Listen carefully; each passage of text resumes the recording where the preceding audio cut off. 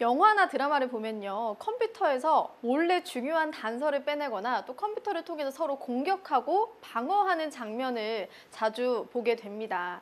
참 현실에는 없을 법하기도 하고 우리와는 거리가 먼 세계의 이야기 같기도 한데요. 사실 이게 우리의 실생활과 정말 밀접한 관련이 있다고 해요. 요즘 머릿속에 있는 생각들 다 핸드폰이나 PC나 어떤 매개체들에 저장하시죠. 그래서 이 보안 프로그램이 매우 중요한데요. 오늘 모실 분이 바로 그 보안 프로그램 전문가 분이십니다. 백재환 보안 전문가님을 큰 박수로 한번 모셔볼게요. 안녕하세요. 안녕하세요. 네, 오늘 어떤 이야기 들려주실 건가요? 네, 얼마 전에 제가 그 정보보안을 전공하는 대학생들 앞에서 특강을 한번 했었는데요. 그때 학생들이 저에게 교수님, 저희가 졸업을 하고 나면은 어느 회사에 취직할 수 있나요? 아니면 어떻게 준비를 해야 하나요? 이런 다양한 질문들이 있었습니다. 그래서 오늘 저는 청산 유수를 통해서 네. 그 물음표에 해답을 드리겠습니다. 오늘 지금 정보통신 전공한 학생들도 몇 분 와 계시는데 아마 많은 도움이 되는 시간이 될 것 같습니다. 네. 네, 생각이 흐르는 시간 청산유수 백재환 전문가님의 강연을 박수로 청해 보겠습니다. 부탁드립니다.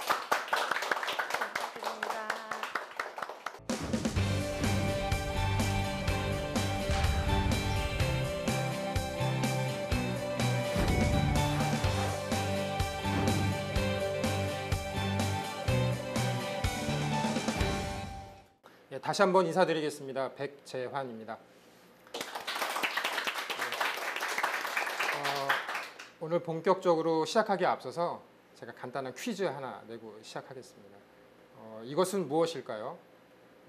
악의적인 목적이 아니고 순수한 공부의 목적으로 해킹을 하는 사람을 일컫고요. 다른 말로 정보보안 전문가라고 합니다. 여기서 힌트를 하나 드릴게요. 힌트는 여기에 있는데요. 이 정답에 반대되는 사람을 우리는 가리켜서 블랙 해커라고 합니다. 그래서 블랙의 반대는 흰색이죠. 예, 그래서 정답은 화이트 해커입니다. 화이트 해커는 정보 보안을 위해서 일하는 사람을 말하는데요. 오늘 그 화이트 해커가 일하는 정보 보안에 대해서 이야기를 해보도록 하겠습니다. 아까 처음에 소개할 때 우리 MC 분하고 이야기를 하면서 제가 이제 대학 특강 갔던 이야기를 했었던 것 같은데요. 그 직후에 다른 대학교의 대학원에 가서 또 한번 강의를 했었습니다. 좀 차이점을 보자면 대학원은 일단 나이가 30대 초반부터 30대 후반까지 계시고요. 그리고 경력으로 치자면은 한 5년에서 길게는 10년까지 어떻게 보면은 사회생활을 좀 많이 하신 분들이세요. 그런데 강의가 끝나고 저한테 똑같이 강사님, 저는 정보 시스템 운영 관리 쪽에서 일을 하고 있는데 보안 쪽으로 이직을 하고 싶습니다. 어떻게 해야 하나요? 저는 또 뭐 프로그램 개발을 하고 있는데 보안 쪽에서 일을 하고 싶은데 어떤 자격증을 준비해야 되는지 모르겠습니다. 이런 질문을 하더라고요. 저는 사실 놀랐어요. 왜냐하면 그 전에 그 대학교 1학년 학생을 대상으로 했었는데 1학년 학생하고 경력이 있으신 분하고 질문이 똑같은 거예요. 제가 느꼈던 것이 정보 보안에 관해서 관심이 많으시지만 어떤 직업이 있고 또 어떻게 준비를 해야 되는지 잘 모르시고 계시구나, 그런 생각을 하게 됐습니다. 그래서 저는 오늘 강의를 준비하면서 이렇게 정보 보안에 관심 있으시고 또는 또 정보 보안에 현직에 계시면서도 또 다른 분야에 또 관심이 있으셔서 그 정보 보안 안에도 여러 분야가 있거든요. 그래서 그런 분야에 어떻게 또 관심이 있으신 분들에 관한 좀 정보를 드리고 특별히 또 지금 이 방송을 보시는 시청자분들, 그러니까 다시 말해서 일반인 분들이죠. 일반인 분들도 알기 쉽게 이해할 수 있도록 좀 재미있게 꾸며봤습니다. 저한테는 두 번의 시간이 있는데 오늘 첫 번째 시간을 저는 이제 제목을 보시는 것처럼 문화예술 속에서 찾아보는 정보보안이라고 좀 찾아봤습니다. 문화예술 하면은 제일 떠오르는 게 뭐가 있을까요? 영화. 네네네. 정답을 먼저 말씀해 주셔서 제가 좀 당황스럽지만 저는 그러니까 예를 들어서 이런 것 같아요. 소개팅을 해요. 누가 소개를 시켜줘가지고 그래서 뭐 좋은 레스토랑에 가서 또 차도 마시고 근데 돌아가는데 여자가 이제 남자 입장에서 여자가 마음에 들어요. 그래서 이제 애프터 신청을 하죠. 그래서 뭐 3번 만나고 5번째 만났을 때 가장 그 분위기 좋게 데이트할 수 있는 코스는 뮤지컬인 것 같아요. 그래서 뭐 저도 뭐 레미제라블이나 뭐 뮤지컬 영웅 등등에서 많이 좋아하는데 재작년에 창작 뮤지컬 아리랑이라는 것을 봤어요. 근데 그 감동이 한 2달 정도 가더라고요. 그래서 저는 그 노래를 다운로드 받아가지고 차 안에서 막 따라 부르기도 했었습니다. 그리고 뭐 다른 문화 예술이 있다면은 뭐 국립중앙박물관이나 아니면 민속박물관에 가서 미술 작품 감상하는 것도 좋고, 아까 우리 학생분께서 말씀하신 것처럼 소위 말하는 이제 가성비라는 게 있죠. 가장 가까운데 갈 수 있고 또 저렴하고 알뜰하게 우리가 문화 예술 속에서 큰 감동을 누릴 수 있는 것은 아무래도 영화이지 않을까 싶습니다. 그래서 오늘 저는 한 영화 한 5편 정도 영화를 보면서 그 안에 정보 보호의 어떤 개념과 중요성을 조금 말씀드리고요. 그 다음에 순서가 우리나라에서 대형 해킹 사고가 사실 엄청 많이 났어요. 근데 지금 제한된 시간 내에서 다 설명드리기에는 힘들기 때문에 한 3가지 정도 중요한 굵직굵직한 사건을 조금 보면서 진짜 해킹 사고가 얼마나 위험한지에 관해서 좀 경각심을 좀 가져보고요. 그리고 오늘 첫 번째 순서에서 가장 하이라이트가 되겠습니다. 그러니까 정보 보안에는 어떠한 세부적인 직업의 분야가 있는지, 어떤 포지션이 있는지에 관해서 설명을 드리면서 오늘 첫 번째 시간을 마무리하도록 하겠습니다. 제가 준비한 첫 번째 영화입니다. 2015년도에 개봉했었고요. 제목은 이미테이션 게임이라는 제목입니다. 지금 포스터를 보면은 이제 상단에는 이제 남자 주인공, 하단에는 여자 주연 배우가 나오는데, 남자 주인공은 많이 아시죠? 우리나라에서 셜록 홈즈 시리즈로 해서 많이 인기가 있는 배우고, 또 하단에 있는 배우는 비긴 어게인 아시죠? 네, 거기서 주연 배우 했던 사람입니다. 일단 이 영화는요, 그 시대적 배경이 2차 세계 대전이에요. 근데 보통 2차 세계 대전의 어떤 영화라고 한다면은 뭐 대표적인 게 뭐 라이얼병 구하기, 뭐 TV 시리즈물인 뭐 밴드 오브 브라더스 등등 해서 어떤 대규모 전투 씬이 나옵니다. 그래서 뭐 스펙타클하고 액션 많이 이렇게 있고, 그러면서 어떤 전쟁의 참혹함을 알려주는 그런 교훈을 주는데, 이 영화는 좀 그런 어떤 대형 전투 씬하고는 좀 거리가 먼 영화예요. 하지만은 전쟁 영화긴 해요. 독일이 처음에 그 상당히 어떤 전력이 강했던 부분이 과학 기술을 군사 기술에 상당히 적용을 많이 시켜가지고 대표적인 게 2가지가 있어요. 첫 번째가 소위 말하는 탱크 전력, 전차 전력. 그래서 뭐 타이거 탱크라는 게 있거든요. 그래서 세계 전사를 살펴보면은 타이거 탱크 한 대를 제압하기 위해서 이제 미국 쪽에서는 대표적인 그때 당시의 전차가 셔먼 전차라는 게 있는데, 셔먼 전차가 총 4대가 있어야지 제압을 할 수 있었다, 그런 기록이 있습니다. 그리고 이제 바닷속에서는요, 유보트라고 하는 엄청 잠수함 기술이 있습니다. 잠수함이 있는데 그 전력이 상당히 강했어요. 근데 여러분 생각해 보세요. 독일 어떤 G사령부가 있어요. 총 대장이 이제 명령을 하달해야 됩니다. 탱크 전력이 어떤 아프리카로 가서 작전을 수행해라. 그리고 유보트가 어떤 뭐 태평양을 지나서 미국 어떤 함대를 공격하라. 근데 이런 명령을 그냥 미국이나 영국이나 프랑스가 봤을 때 누구든지 봐도 알 수 있게 평문으로 보내서는 절대 안 되겠죠. 그래서 뭔가 지금 시대로 보자면 뭐 패스워드를 넣어야 되고요. 그래서 뭔가 또 암호화를 시키고 덮어서 제3자가 봤을 때는 알지 못하게 그렇게 해야 되겠죠. 그래서 그때 당시에 독일군은 애니그마라고 하는 암호화를 시키는 장치가 있었어요. 그리고 그 애니그마가 또 해독도 해요.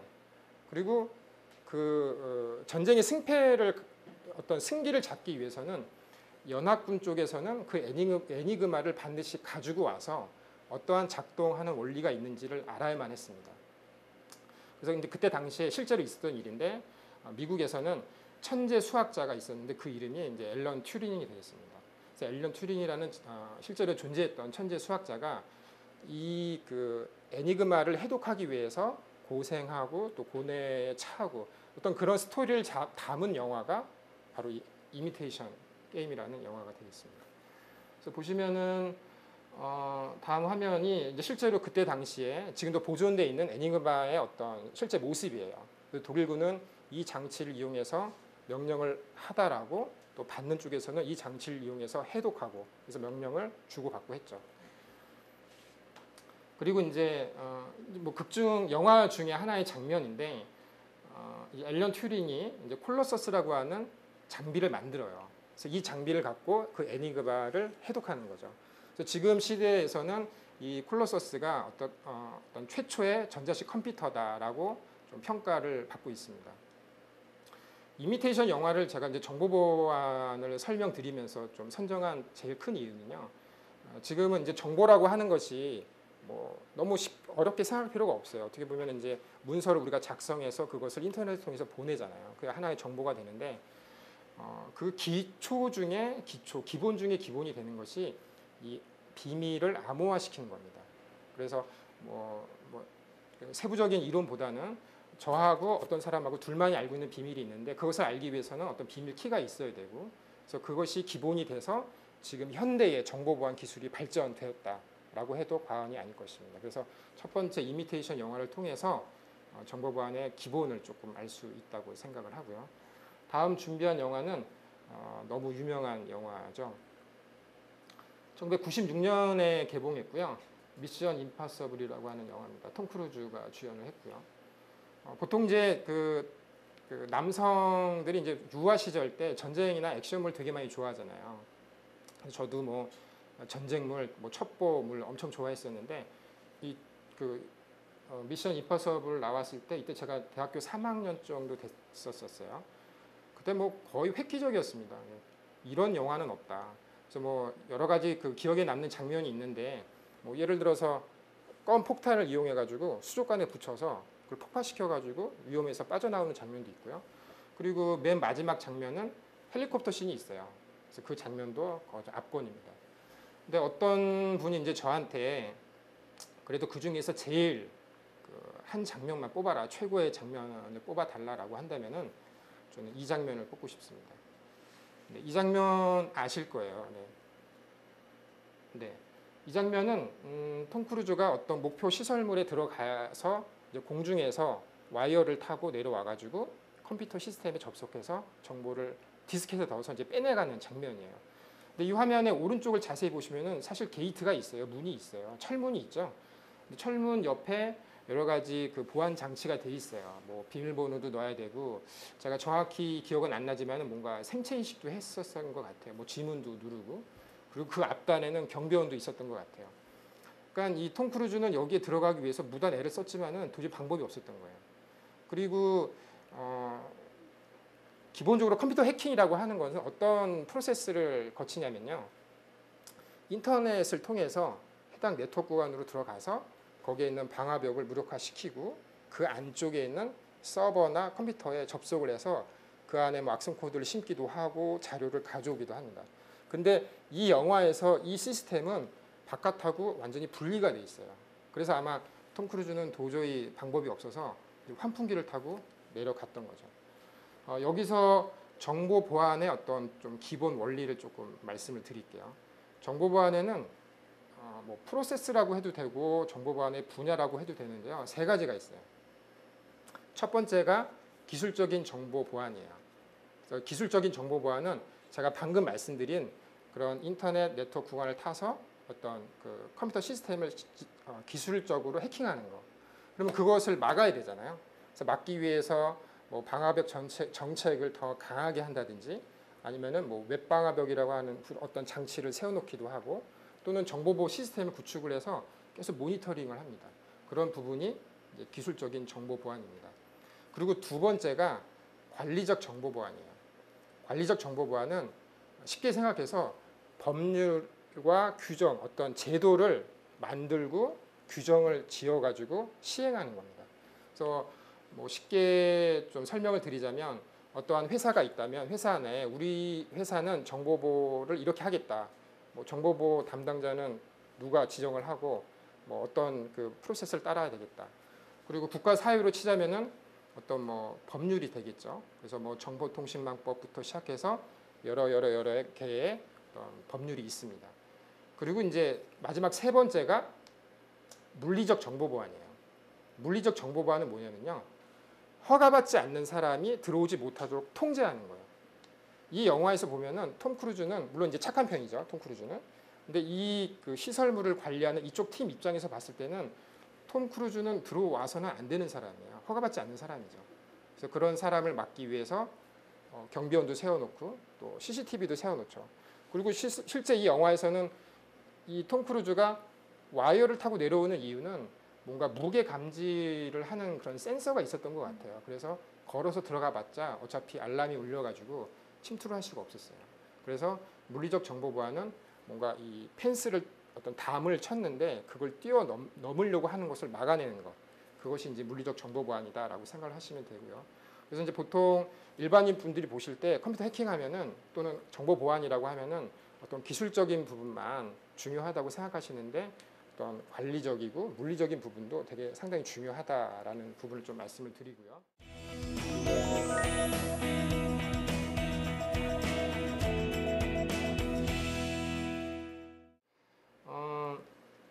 저긴 2번 정도는 이제 지금 영화 2편을 안내해 드렸는데 이제 좀 국내 영화로 한번 넘어가 보겠습니다. 시간은 500년 전으로.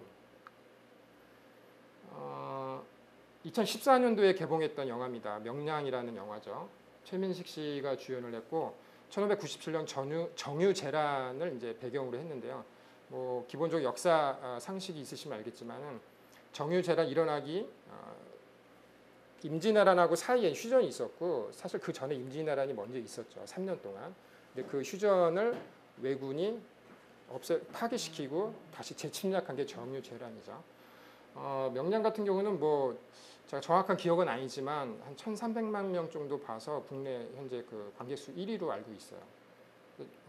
그래서 이제 제가 포스터 2장을 가지고 왔는데 여러분 보시기에 이제 왼쪽은 이제 이순신 장군 역할을 했던 최민식 씨고 오른쪽은 기억하실지 모르겠지만 그때 당시에 이제 준사라는 역할을 했던 배우가 있어요. 실제 이제 이분은 일본인인데 우리나라에서 이제 활동하고 계시죠.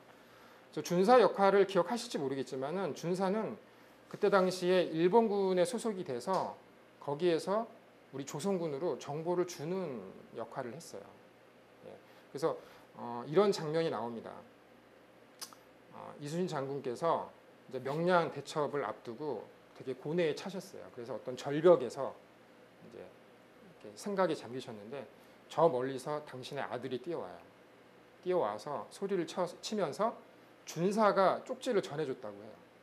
그래서 준사가 쪽지를 전해준 어떤 내용이 있는지를 읽어보는 장면이 세 컷이 있습니다. 그것을 조금 제가 준비해 봤는데요. 첫 번째는 내일 아침 명량 이제 울돌목이죠. 울돌목입니다라고 이렇게 이야기를 하고요. 두 번째는 물때를 맞춰 출병할 예정이며 적선의 규모는 총 330척입니다. 세 번째는 구르지마 미치후사란 자이고 준사는요.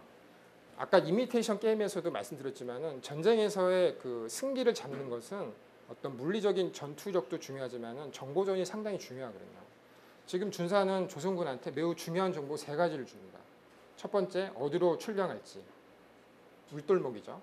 그리고 두 번째가 330척이라고 하는 어떤 적선의 규모를 알려주고 있습니다. 그리고 매우 중요한 나머지 이제 세 번째, 적장의 지휘관의 이름을 알려주죠. 저는 이 영화를 보고 또 그리고 지금 강연을 준비하면서 상당히 궁금했어요. 준사라는 사람이 허구의 인물인가, 진짜 있었던 사람인가. 조사를 해보니까 난중일기에 진짜 준사라는 이름이 있더라고요. 그래서 좀 더 조사를 해보니까 이렇게 준사처럼 일본 왜군인데 우리 조선을 위해서 어떤 일했던 사람을 항외라고 합니다. 조금 자세하게 조사를 해보니까 당시 항외가 한 많을 때는 1만 명이나 됐대요. 한두 명이 아니고 1만 명이나 됐답니다. 그래서 여러 항외가 있었는데 여여문이라는 사람이 있었어요. 그래서 여여문은 어떤 사람이냐면 어떤 역할을 했냐면은 지금 보시는 그림은 이제 도산성 전투도라고 그래서 도산성의 어떤 전투 상황을 그린 그림인데 도산성이라고 하는 어떤 외성이 있어요. 왜군이 주둔하고 있던 성에 이 여여문이 일본군으로 위장을 해서 들어가요. 그래서 거기에 있는 외성의 위치 같은 것을 그림으로 그려가지고 우리 조선군한테 제공을 합니다. 그래서 조선군은 당시에 명나라죠. 명나라하고 같이 연합 작전 계획, 공격 계획을 짜가지고 공격을 합니다. 지금 보시는 것처럼 안쪽에는 이제 외성이 있고요. 일부분이 갇혀 있는 거죠. 그리고 쭉 둘러싸가지고 이렇게 군사들이 많은데 이게 이 군사들이 이제 조명 연합군, 조선군하고 명나라하고 연합군이 되겠습니다. 그래서 실제 이 전투에서 크게 승리를 했어요. 크게 승리를 했던 기록이 있습니다. 여기서 잠깐 제가 우리나라의 정보 보안에 관한 어떤 역사를 조금 설명을 드릴게요. 2003년도에 1월 25일이 있었어요. 1월 25일 날 이제 새해가 얼마 안 지나서 슬래머 웜이라고 하는 어떤 바이러스가 있어요. 그게 그 바이러스가 감염이 돼서 우리나라에서 수만 명의 사람이 인터넷이 다 먹통이 돼버린 겁니다. 여러분 기억하실지 모르겠지만은 제 기억에는 1990년대 말하고 2000년대 초반만 해도요. 그 인터넷 광고를 보면은 뭐 초고속, 메가패스 뭐 이런 식으로 해서 속도 빠른 거에 관한 광고를 엄청 많이 했어요. 그리고 이제 우리는 전산용어로 인프라라고 하는데 어떤 그 인터넷을 많이 까는 거, 많이 설치하는 거. 그래서 거기에 집중을 했는데 2003년도 1월 25일 날 갑자기 해킹이 진짜 일어나고 해킹이 그냥 어떤 개인의 피해가 아니라 국가 사회 전반적으로 이렇게 흔들리게 되는 것을 경험한 거예요. 그래서 그때 당시에 이 정보 시스템을 운영 관리하는 어떻게 보면은 이제 전산을 전공하고 사회에 나와서 일을 하시는 어떤 관계자 분들한테 충격을 줬습니다. 그래서 이제 그때를 기점으로 해서 우리나라에서 민간하고 정부 기관에서 정보 보호에 관한 투자를 많이 하게 됩니다. 그래서 뭐 아까 말씀드렸던 어떤 기술적인 정보 보호 체계, 정보 보호 시스템도 많이 구축을 하고 보안 관제도 해서 24시간 그 모니터링도 하고 그리고 여러분들 각자 PC에는 백신이 깔려 있죠. 그런 백신도 더 좀 개발을 더 많이 하고 그리고 이제 관리적인 정보 보안에서 법률 같은 것도 조금 세밀하게 이제 제정을 하고 이제 그 튜닝을 하게 돼요.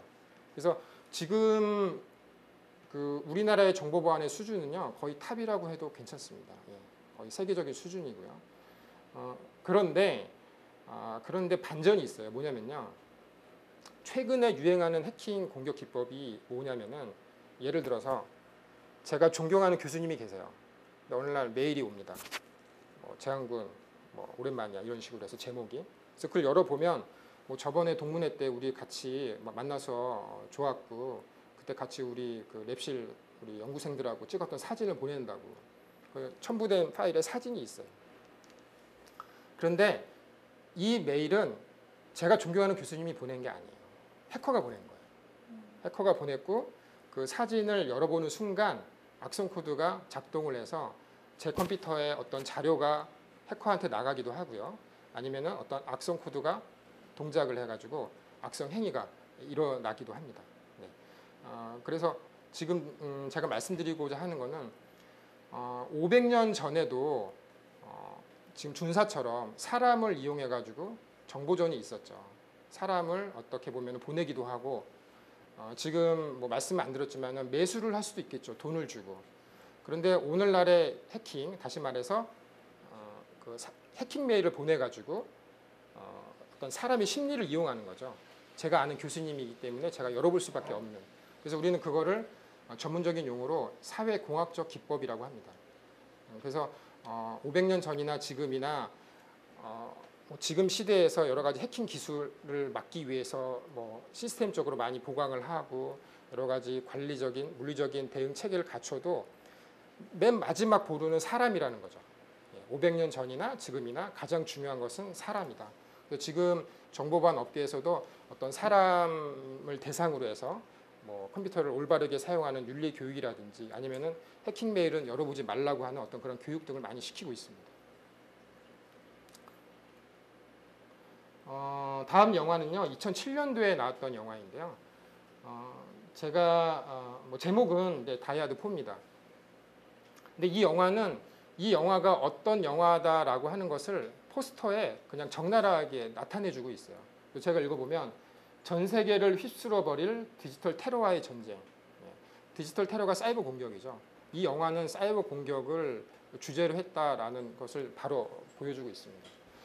근데 제가 지금 영화를 몇 편 소개해 드리면서 왼쪽에 검정색 콤보 박스 안에 뭐 좀 중요한 뭐 개봉 일자라든지 중요한 키워드를 제가 선정해 놨는데 여기 보면은 파이어 세일이라는 단어가 있어요. 파이어 세일이 무엇이냐면 해킹 공격 기법 중에 가장 공격력이 세고 가장 강해요. 그리고 해킹 피해가 가장 큽니다.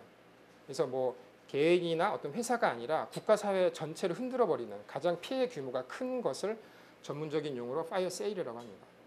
그래서 지금 다이아드4 같은 경우는요, 대충 줄거리가 해커가 있는데 해커를 이제 FBI가 압송을 해요. 근데 중간에 이제 탈출을 해요. 그리고 해커가 그 국가를 상대로 이제 공격을 합니다. 해킹 공격을. 그리고 이제 뭐 브루스 윌리스는 기본적으로 이렇게 똘끼가 충만하잖아요. 좌충우돌하면서 몸으로 다 막아내는 그런 스타일인데 이 아까 말씀드렸던 제가 그 처음에 퀴즈 냈었잖아요. 이 브루스 윌리스를 도와주는 화이트 해커가 있어요. 극 중에 영화에서. 그래서 이 화이트 해커가 이 주인공 브루스 윌리스한테 이런 그 제목 그 설명을 해줘요. 파이어 세일이 무엇인지. 맙소사 파이어 세일이야. 깜짝 놀라죠. 1단계는 교통 시스템, 2단계는 금융과 통신, 3단계는 가스, 전기, 그리고 수도, 원자력. 그래서 결론적으로 컴퓨터로 운영되는 건 완전히 초토화시키죠. 이런 대사가 나옵니다. 파이어 세일이라고 하는 게 이제 가장 큰 규모의 해킹 공격인데 여기서 이제 누군가 질문할 수 있어요. 뭐 강사님 지금 말씀하신 거 뭐 영화에서 그냥 뭐 영화의 흥미를 끌기 위해서 그냥 가상으로 만든 거 아닙니까? 근데 실제로 그러니까 지금 2016년도니까 한 6년 전에 이런 악성 코드가 실제로 발견이 됐어요. 그 부분이 바로 스톡스넷이라고 하는 부분이 되겠습니다. 정보보안 업계에서는 사실 스톡스넷은 되게 유명한 악성 코드예요. 지금으로부터 한 6년 전 2010년 6월 달에 발견이 됐었는데 지금 현재 시점에서 평가해 봤을 때 최초의 사이버 공격 무기다라고 평가를 받고 있습니다. 그래서 스톡스넷 어떤 이 바이러스가 어떤 식으로 해서 기간 시설은 뭐가 있냐면 아까 극 중에서 설명을 해줬죠. 뭐 금융, 통신, 원자력, 교통, 뭐 발전소, 기타 등 모든 것이 해당이 됩니다. 그래서 뭐 신호등이 만약에 제어가 제대로 안 되면 사거리 교차로에서 다 사고가 나겠죠. 그리고 발전소에서 만약에 어떤 터빈이 일정 수준으로 돌아야 되는데 과부하가 걸리게 되면은 폭발할 수도 있고 또는 멈추면은 전기가 안 들어올 수도 있겠죠. 그리고 전철 같은 경우도 서울 지하철이 지금 9호선이 있고 더 확장을 하고 있잖아요. 근데 그게 사실은 엄청난 제어 시스템이거든요. 복잡합니다. 근데 그런 부분을 만약에 조금이라도 오작동을 일으키면은 큰 혼란이 있겠죠. 신문에서 조금 발췌를 했는데 일단 3단계로 공격을 해요. 이 스톡스넷은. 우선은 인터넷에 연결된 일반 PC가 있는데 인터넷에 일단 연결이 되면은 악성 코드에 좀 감염이 노출이 된다라고 생각하시면 돼요. 물론 여러분들 PC 안에 백신이 있으면은 안전합니다. 안심하고 사용하셔도 돼요. 그러나 이제 이런 악성 코드도 있어요. 백신을 무력화시키는, 백신을 작동 못하게 하는 그런 악성 코드도 있고 물론 종류는 매우 다양합니다. 그런데 일단 인터넷에 연결이 되어서 악성 코드에 감염이 됐어요. 내 PC가. 그리고 거기에 USB를 꽂아 넣습니다. 그러면 USB를 통해 가지고 악성 코드가 감염이 되겠죠. 그리고 그 USB를 지금 두 번째 단계인데 직원들이 무심코 이런 바이러스에 감염된 USB를 회사 컴퓨터에 빼가지고 걸어가서 거기에 꼽을 수가 있죠. 그러면은 그 내부에 있는 어떤 업무 시스템이 악성 코드에 감염이 되는 거예요. 그래서 결론적으로 지금 이 신문 기사에서는 뭐 상단에는 전철, 하단에는 댐 같은 것을 좀 예시로 들었는데 이런 부분들이 아까 설명드린 것처럼 큰 피해를 입을 수가 있다라는 것을 말씀을 드리고요.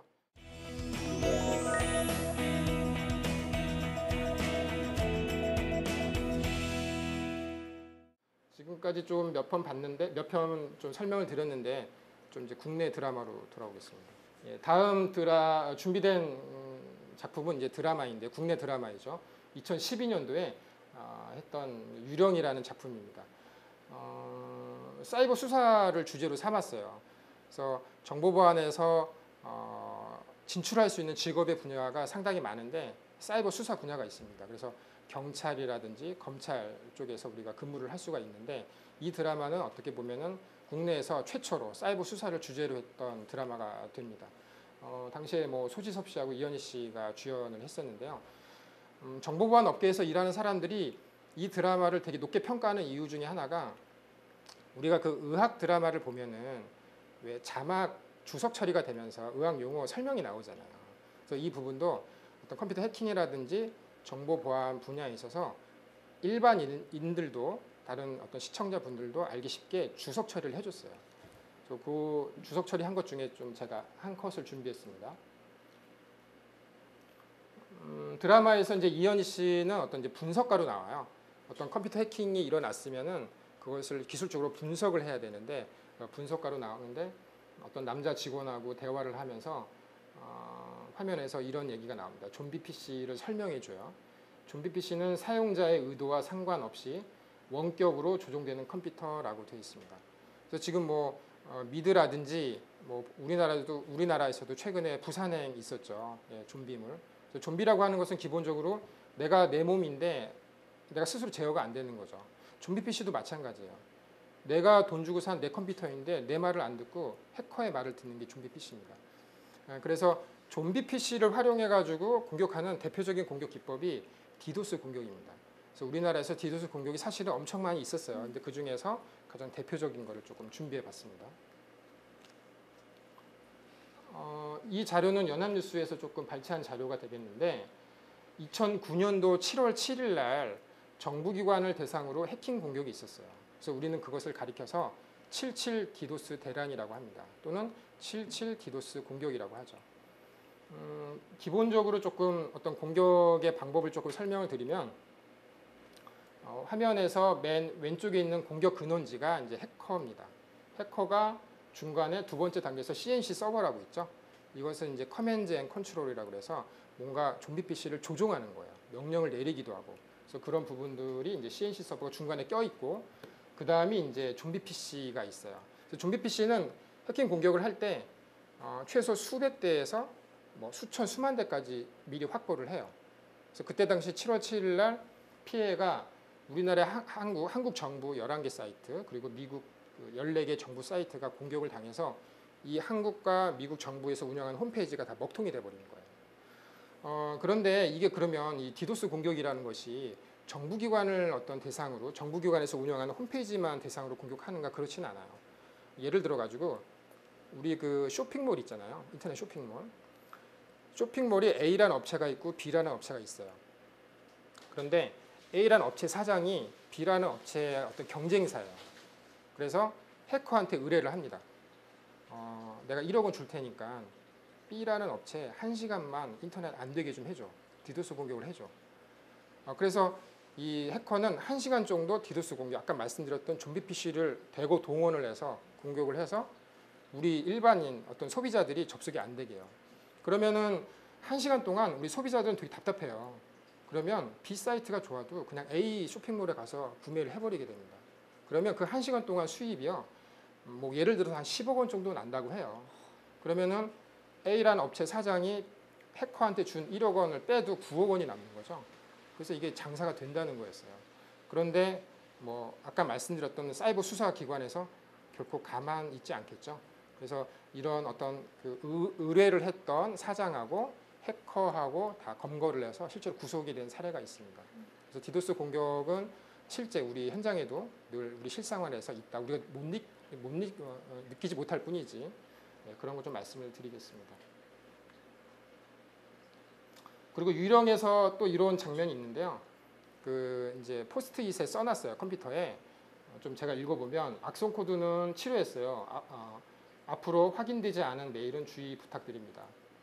그래서 악성 코드의 정의에 관해서 좀 설명을 해주죠. 악의적인 목적을 위해서 만들어진 프로그램을 이제 우리가 악성 코드라고 하는데 일반인들을 보시기에 악성 코드가 무엇이냐를 가장 쉽게 이해할 수 있는 영화가 있습니다. 2004년도에 개봉했던 트로이 전쟁이라는 영화인데요. 브래드 핏이 이제 주연 배우를 했고 이 영화에서 이제 마지막 장면이 있어요. 그 장면이 이 장면인데 실제 이제 트로이 목마가 등장을 하죠. 그래서 전쟁이 지금 지지부진했어요. 계속 많은 사상자가 나고 하다가 이제 결론적으로는 이제 위장 화평 정책을 펼치는 거죠. 평화를 맺자, 휴전을 하자. 그래서 이 주인공이 속한 이 군대에서 트로이 목마를 선물로 줍니다. 그리고 이 지금 장면에서 보시면 알겠지만 사람들이 환호성을 지르죠. 전쟁이 끝났다. 그래서 그날 저녁에 뭐 술도 마시고 잔치도 벌이고 다 자고 뭐 그랬던 기억이 있어요. 하지만 이 트로이 목마 안에는 브래드 핏을 포함한 특공대가 있었던 거예요. 이 큰 목마 안에. 그래서 남들이 다 자고 있을 때 내려와서 성문을 열어주죠. 그래서 이쪽 군대가 성문을 열고 들어와가지고 전쟁에서 승리하는 줄거리입니다. 맨 마지막 결론이. 악성 코드가 이 트로이 목마하고 똑같다고 보시면 돼요. 그래서 뭐 정상적인 문서 모양일 수도 있고 그림일 수도 있고 아니면 다른 어떠한 실행 프로그램일 수도 있어요. 하지만은 그것은 다 가짜라는 거죠. 해커가 만든 악성 코드라는 거죠. 그래서 이 트로이 목마 악성 코드의 대표적인 그 해킹 공격 기법이 최근에 유행하는 것이 해킹 메일 공격 기법이에요. 그래서 해킹 메일이 무엇인지에 관해서 아까 물론 설명드렸지만은 인터넷 기사에서 좀 자세하게 설명이 나와서 제가 준비를 해봤습니다. 해커가 악성 코드가 첨부된 이메일을 보냅니다. 그러면 이 피해자, 내부 직원 컴퓨터를 사용한 이 피해자는 자신이 알고 있는 어떤 지인이기 때문에 그걸 열어볼 수밖에 없어요. 그리고 그걸 열게 되면은 악성 코드가 감염이 돼서 단순히 내 컴퓨터 안에 있는 어떤 자료가 날아가기도 하지만은 그 악성 코드가 내부 네트워크를 타고 지금 보시는 것처럼 어떤 고객 정보까지 다 가져갈 수가 있습니다. 뭐 이 사례는 최근에 있었던 사례예요. 그래서 실제로 피해가 상당히 컸었고, 그래서 이 해킹 메일이 사실은 최근에 가장 유행하는 공격 기법이다. 그래서 이 부분도 아까 제가 초반에 말씀드렸던 어떤 사회공학적 기법의 하나가 되겠죠. 그래서 뭐 동네 친구들, 또 뭐 학교 친구들, 또는 뭐 요즘은 뭐 남성뿐만이 아니라 여성분들도 많이 군대 진출하시는데 뭐 군대 동기생들이 연락이 오면 열어볼 수밖에 없거든요. 그리고 가장 큰 피해를 보는 게 정부 기관을 사칭하는 거예요. 뭐 검찰이라든지 경찰이라든지 아니면 뭐 기획재정부라든지 기타 등등해서 다양한 정부 기관을 위장을 해가지고 거기서 메일이 오면 우리가 열어볼 수밖에 없잖아요. 그래서 그런데 그런 허점을 사람의 어떤 심리를 이용해가지고 해킹 공격이 많이 이루어지고 있습니다. 그리고 이제 최근에 또 가장 유행하는 공격 기법이 랜섬웨어라는 거예요. 지금 보시는 화면은 실제 랜섬웨어에 걸린 사람 컴퓨터 화면에 걸리고 나서 직후에 뜬 경고창입니다. 지금 좀 화면이 흐릿한데 이 내용을 읽어보면은 당신이 갖고 있는 당신의 컴퓨터, 개인 파일이 다 암호화가 됐다. 내가 암호화를 걸어버렸어요. 비밀번호를 걸어버렸어요. 그래서 이것을 풀고 싶으면 72시간 안에 나한테 돈을 달라는 거예요. 그리고 실제로 이 돈을 주지 않으면은 이 해커가 그 암호화가 걸린 비밀번호가 걸린 이 문서를 다 없애버립니다. 그래서 내 소중한 뭐 개인 자료, 업무 자료가 완전히 없어지는 거죠. 그리고 준비한 화면이 하나 있습니다. 1분 정도 되는 화면인데요. ATM기 있잖아요. 우리 그 ATM기 해킹하는 시연이 되겠어요. 그래서 이 화면은 실제 이제 2010년도에 그 블랙햇이라고 하는 국제적인 해킹 컨퍼런스가 있어요. 거기에서 어떤 그 바나비 잭이라고 하는 어떤 해커가 자기가 이제 해킹을 해서 그걸 보여주는 건데, 물론 ATM기 해킹이 그럼 지금도 일어날 수 있느냐? 꼭 절대 그런 거는 아니에요. 왜냐면은 보안 취약점이 있어야 되거든요. 어떤 보안 취약점을 갖고 해킹을 해서 이러한 장면을 시연할 수가 있습니다. 그래서 그 장면을 한번 보시겠습니다.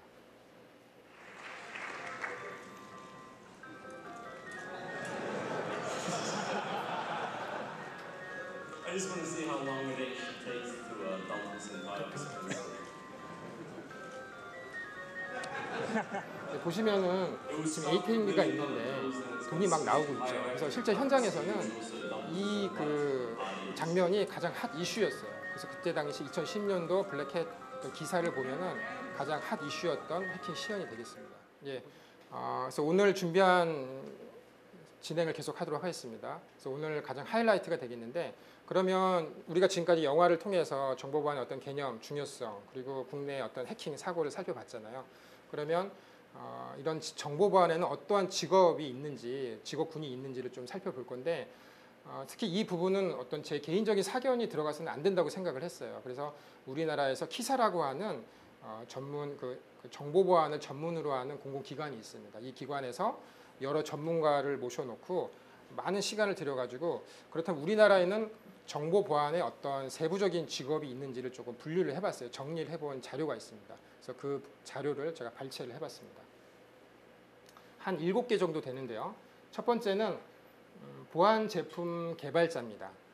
이거는 어렵게 생각하실 필요가 없는 것이 여러분들 백신이 있잖아요. 뭐 V 시리즈, 뭐 R 시리즈부터 시작해서 또 외국 제품도 엄청 많습니다. 그래서 백신이라고 하는 것은 내 컴퓨터가 있을 때 어떤 악성 코드가 들어오면은 그것을 계속 모니터링을 하면서 어떤 규칙을 기반으로 해서 악성 코드가 있는지 없는지를 판별해서 치료를 해주죠.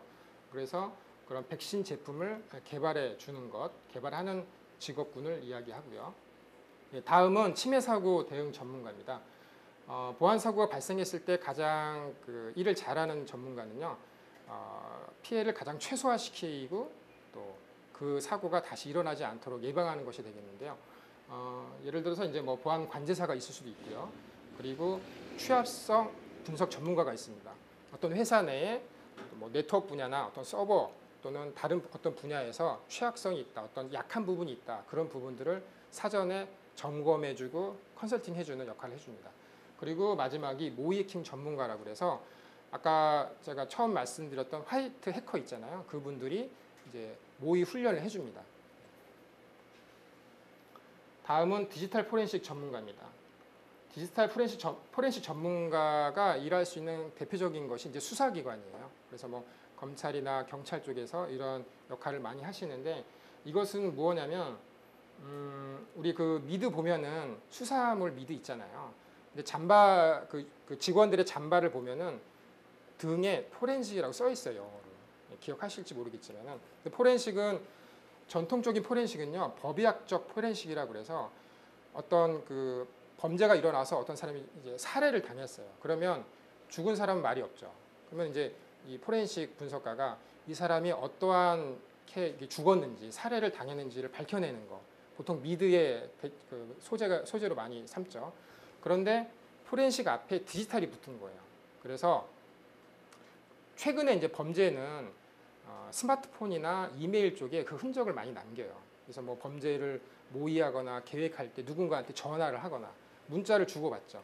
그래서 그런 부분들을 우리가 압수수색을 해서 분석을 합니다. 분석을 해서 그것을 어떤 법정 증거물로 만들어서 법정에 제출하는 일련의 모든 과정을 디지털 포렌식이라고 합니다. 그래서 그러한 또 역할이 있고요. 지금 화면에 보시면은 그 분석가가 하드디스크를 뗐죠. 지금 밑에 보면 하드디스크가 있어요. 그걸 떼가지고 이 안에 어떠한 증거가 있는지를 분석하는 장면입니다. 다음은 악성 코드 분석 전문가입니다. 아까 악성 코드 하면 이제 트로이 목마를 생각하시면 된다고 했죠. 그래서 최근에는 이 악성 코드가 이 보안 쪽에서 가장 큰 핵심 화두예요. 어떻게 보면은 악성 코드를 어떻게 막아야 되는 것이 막을 수 있느냐 이런 능력이 승패의 관건인데 악성 코드 분석 전문가는 이 악성 코드가 어떤 제작 기법으로 제작이 됐는지 그리고 어떤 악성 행위를 하는지 뭐 자료를 빼내가는 건지 아니면은 시스템을 아예 파괴시키는 것인지 그런 것들을 분석하는 그래서 악성 코드 분석 전문가는 조금 기술 난이도가 좀 깊은 분야가 되겠습니다. 그 다음에 이제 보안 컨설턴트가 있어요. 이것은 뭐 쉽게 직관적으로 다가오실 거예요. 뭐냐면 우리가 재무 컨설팅 있잖아요. 예, 뭐 우리가 월급을 받으면은 포트폴리오 해가지고 여러 가지 투자도 하고 적금도 하고 보안 컨설턴트는 이거예요. 어떤 회사가 있을 때 그 회사가 갖고 있는 사람의 인원수가 있고 직원 수가 있고 예산이 있어요. 그래서 무조건 보안 쪽에 투자를 많이 할 수는 없어요. 하지만은 또 안 할 수도 없고 그런 상태에서 소위 말하는 그 이제 ROI 가성비가 가장 높게 적은 어떤 적정한 선에서 투자를 했을 때 가장 큰 효과를 볼 수 있는 보게 하려면 어떤 식으로 보안을 설정하고 정책을 펼쳐야 되는지에 관해서 컨설팅을 해주는 분야가 되겠습니다. 그리고 이제 보안 관리자라고 있습니다. 보안 관리자는 뭐 조직 관점에서 보안이라는 목적을 달성하기 위해서 어떤 정책 또는 체계, 시스템 구축, 운영 같은 업무를 하는 건데 실제적인 어떤 포지션을 보자면 DB 관리자, 데이터베이스 관리자, 그 다음에 이제 네트워크 관리자, 그리고 보안 시스템이라고 하는 전문 시스템이 있어요. 기존의 어떤 정보 시스템을 운영하기 위한 시스템 말고 보안을 위한 시스템을 관리하는 사람, 그리고 이제 개인 정보보호 관리자 이런 역할, 이런 포지션이 있습니다. 그리고 마지막 일곱 번째인데요. 최고 보안 관리자라고 그래서요. 이렇게 보시면 되죠.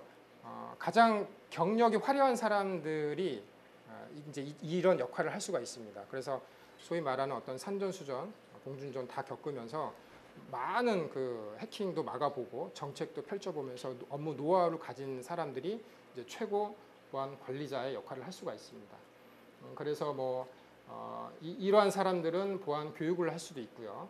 그리고 보안 전문 어떤 그 국제적인 보안 전문가 역할도 할 수가 있고, 또 보안 전문 검사나 변호사 같은 분들도 이러한 역할을 수행할 수가 있습니다. 거의 이제 첫 번째 시간에서 마무리 단계인데요. 제가 그 구글에서 사법고시라고 해가지고 키워드를 쳐서 보니까는 첫 번째 이미지가 이 사진이에요.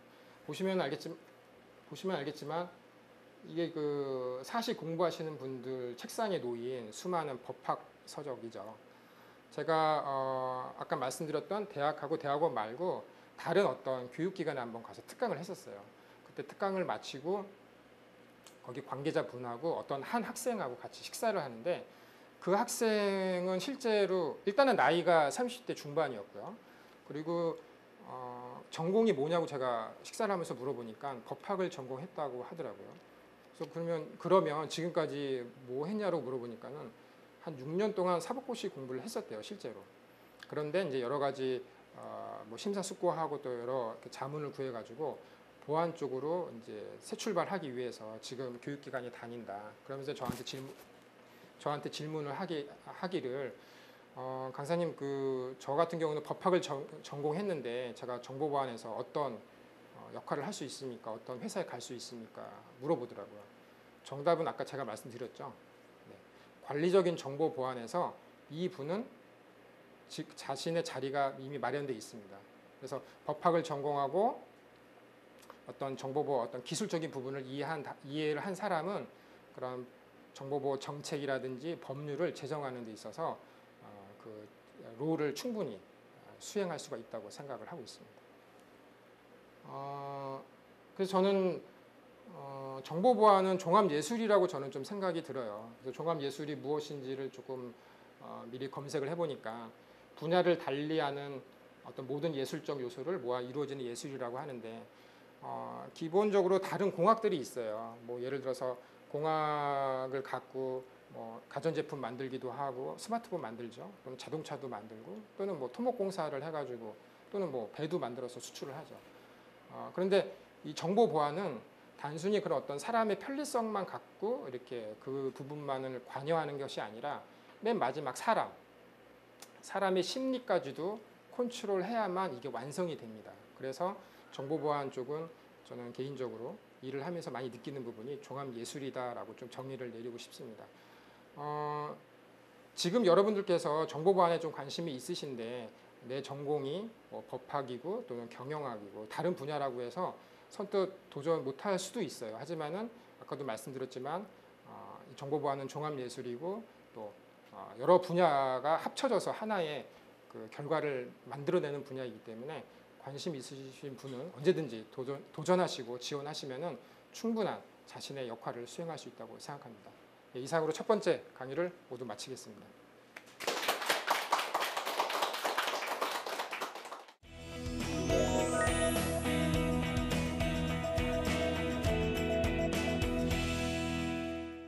네, 백재환 전문가님의 강연을 들었는데요. 사실 보안 전문가라고 하면 어떤 일을 하는지 잘 몰랐었는데 되게 많은 일을 하시는 것 같아요. 네, 분야가 많습니다. 네, 그리고 정말 저희 생활과 밀접하게 관련이 있다는 생각이 들었는데요. 아무래도 이쪽 전공자들뿐만 아니라 다른 쪽에 전공하시는 분들도 지원이 가능하다고 말씀을 하셨는데 좀 정보 보안 쪽에서 일을 하려면 어떤 능력을 가져야 하는지 궁금해요. 네네네.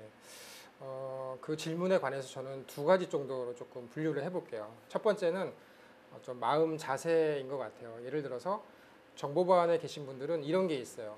내가 이제 그 어떤 포지션을 맡아가지고 일을 하고 있는데 갑자기 해킹 사고가 났어요.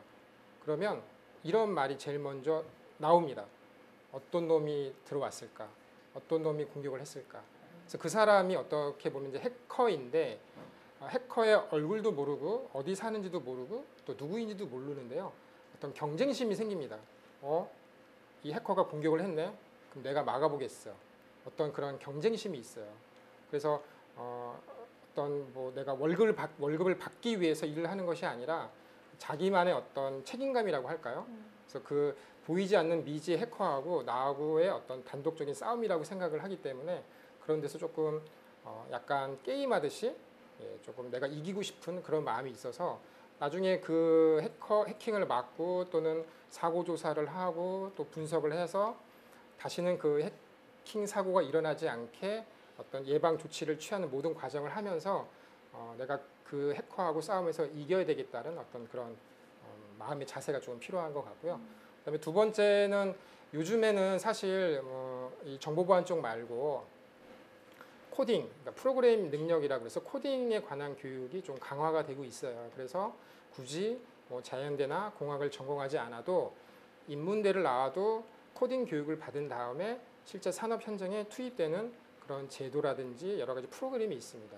정보보안 쪽도 마찬가지예요. 그래서 뭐 전산, 소위 말하는 전산학과, 옛날에 컴퓨터 과학과, 컴퓨터 공학과를 나오셔도 사실 보안하고는 조금 그 미묘한 차이가 있거든요. 그러면 보안에 관련된 분야를 좀 더 공부를 해야 됩니다. 그래서 뭐 자격증을 더 따야 하기도 하는데 저 같은 경우도 그 디지털 포렌식을 만나고 정보보안 쪽으로 이제 어떤 제 자리를 찾기 위해서 공부를 되게 그 많이 할 때는요. 직장 생활을 하면서 했거든요. 병행을 했는데 퇴근하고 나서 뭐 새벽 2시까지 공부를 계속하고 또 주말에도 시간을 다 반납하고 그래서 뭐 회사 집 그런 생활을 반복했던 것 같아요. 그래서 그때 한 4년, 5년 동안 제가 없었던 자격증이 한 7, 8개 정도 땄던 것 같아요. 그래서 물론 정보보안 쪽에서는 자격증은 그 사람의 어떤 실력을 좌지우지 판단하는 객관적인 자료는 될 수가 없습니다. 예를 들어서 해커한테 그 전산 쪽에 가장 보편화된 또 검증된 자격증이 정보처리 기사가 있어요. 정보처리 기사가 있냐고 물으면 없는 사람이 대부분이에요.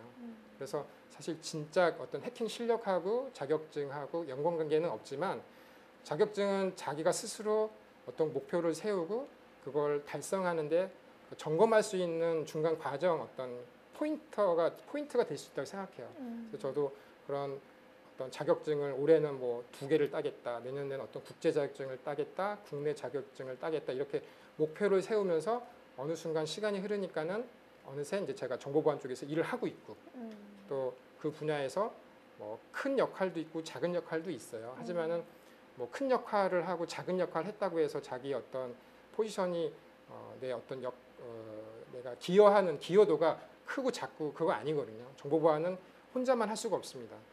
어떤 조직이 있으면은 아까 말씀드렸던 7개 그 직군이 있잖아요. 직업.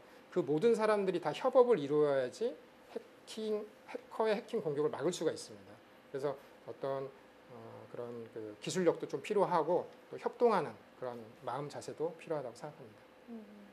정말 쉽게 들을 수 없는 이야기를 계속해서 해주고 계신데요. 정보보안 쪽에 관심 있었던 학생들은 오늘 정말 유익한 시간 보내셨을 것 같습니다. 다음 시간도 백재현 전문가님께서 흥미로운 이야기 들려주실 텐데요. 2부에서도 계속해서 함께해 주시기 바랍니다. 고맙습니다.